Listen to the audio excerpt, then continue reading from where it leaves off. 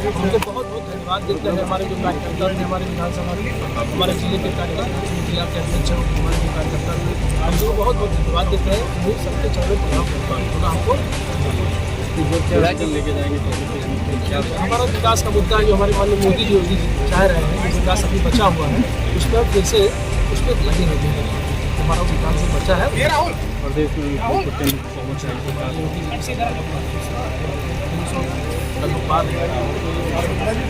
बहुमत से सरकार बनने की जिम्मेदारी भी बढ़ गई है। जिस जिम्मेदारी से काम कर रहे हैं माननीय मोदी जी होगी कि सबका साथ सबका विकास सबका विश्वास, तो हम उस पर हम लोग चलेंगे।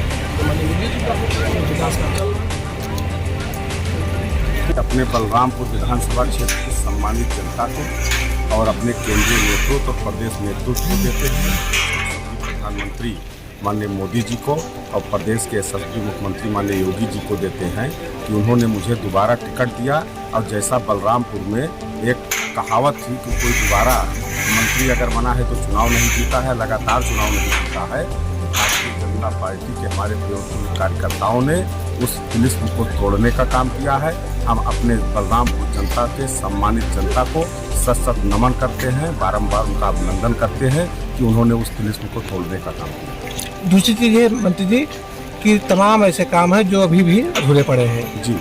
आपकी जो बेसिक जो है रिक्वायरमेंट क्या है बलरामपुर विधानसभा? देखिए, बलरामपुर विधानसभा क्षेत्र में 1997 में जनपद गठन के बाद यहाँ कोई बाईपास नहीं था, यहाँ मेडिकल कॉलेज नहीं था, बेलहा गौरा रोड की स्थिति आप बेहतर जानते हैं।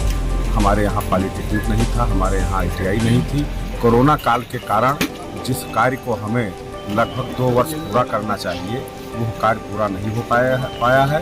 मैं ऐसे सभी जो निर्माणाधीन कार्य हैं उस कार्य को पूरा करके बलरामपुर को विकसित बलरामपुर, स्वस्थ बलरामपुर, स्वच्छ बलरामपुर और शिक्षित बलरामपुर का हमारा सपना है।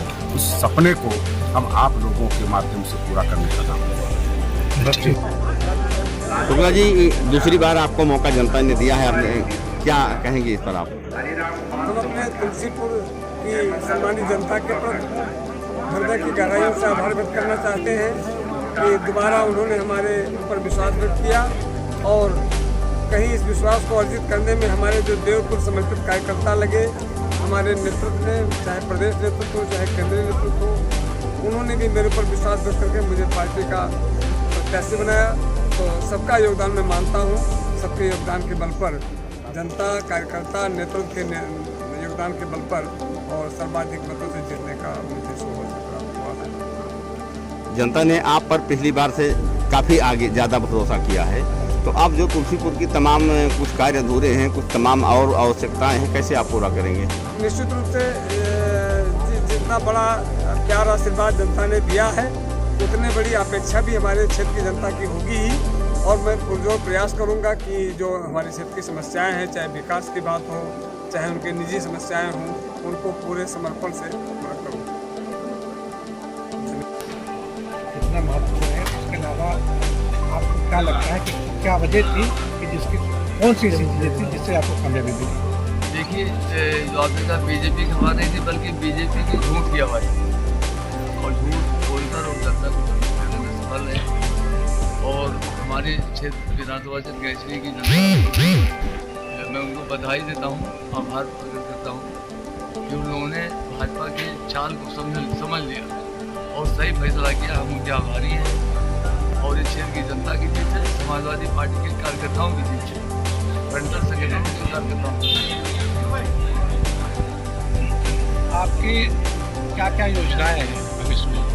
योजनाएं तो हमने किया है, जो विकास काम हमारी सरकार ने, माननीय अखिलेश यादव जी की सरकार ने, माननीय नेता जी मुलायम सिंह यादव जी की सरकार ने जो काम किया उसी को आगे बढ़ाया जाएगा। शिक्षा के क्षेत्र में, स्वास्थ्य के क्षेत्र में या परिवहन के क्षेत्र में, सड़क मार्ग के क्षेत्र में और विकास कराएगा, तो उसी चीज़ को बढ़ाया जाएगा। और जनता ने जो मेरे पर भरोसा किया है, भरोसा किया जाएगा।